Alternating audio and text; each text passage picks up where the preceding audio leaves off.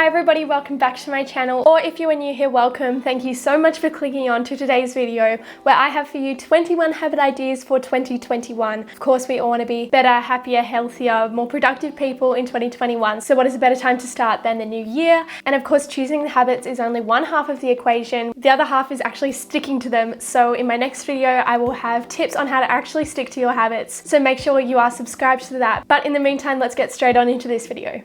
Habit number one is to lower that screen time, and I am sure I'm not the only one whose screen time went through the roof this year, and hopefully there won't be as much of a need for devices in 2021 so we can slowly start to wean ourselves back off them. Number two is to weekly or monthly plan or prep, and this just means setting aside some time on a Sunday night just to look ahead at what you've got coming up, any appointments, so you're not starting the week or month super frazzled with no idea what's going on. Number three is to check in with your friends, and I feel like I got a bit better at doing this during COVID, but I certainly want to be more active in actually reaching out to my friends, making sure they're okay. Number four is to do something nice for your body every day, and this might mean different things for different people. It might be doing a run or just shaving your legs, eating a big breakfast. And number five is to do something nice for your mind every day. So same thing is going to be different for everyone. You may want to read or write or clean or nap. Number six is to speak or check in with someone. And I feel like it's so important that we actually set aside dedicated time to check in with ourselves, make sure we're doing okay. And this doesn't have to be a psychologist or a counselor. It could just be a friend, a family member, or even just journaling and talking to no one. Number seven is to follow a budget, and then number eight is to track your expenses. And these two complement each other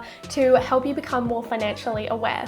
Number nine is to make watching Netflix productive, and I definitely don't think that you should limit what you want to watch on Netflix, because sometimes you just want to switch your mind off, but I definitely think that Netflix or Stan or whatever you watch can be such a good learning tool and can be a really productive way of using your downtime. Number 10 is to read X amount of pages per day, and when I think of reading a book, I always feel like I need to set aside an hour of my day, but if you break it up into chunks, it makes it so much more manageable and achievable to get into the habit of reading. Number 11 is to remove your makeup every night, and this one is purely just for me because I really need to start doing that. Number 12 is to stretch. Number 13 is to wake up earlier. Number 14 is to meditate or practice mindfulness before bed. Number 15 is to start actively saving. And my bank app has a feature where it will do it for you. So every time income comes into my bank account, I have set the percentages of where I want them to send the money. So for example, I've said 50% goes straight into my savings account where I won't touch it.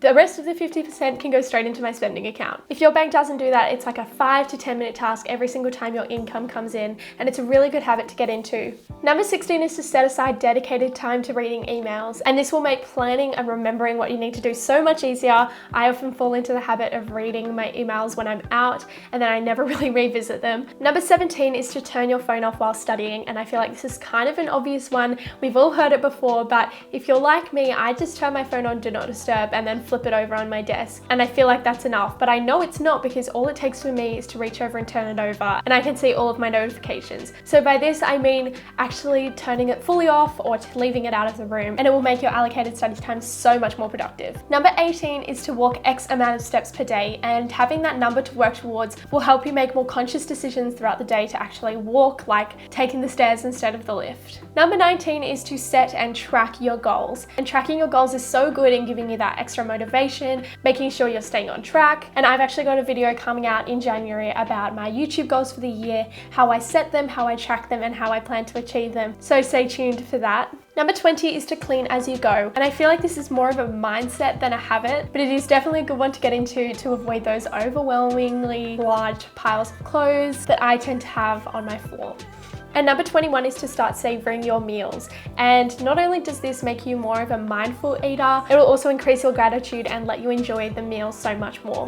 Okay everybody, that is all for today's video. Make sure you are subscribed to my next video as to how to actually stick to these goals. And if you want to be notified of when that video goes up, press the little bell next to the subscribe button to get notified. And I will see you then. Bye!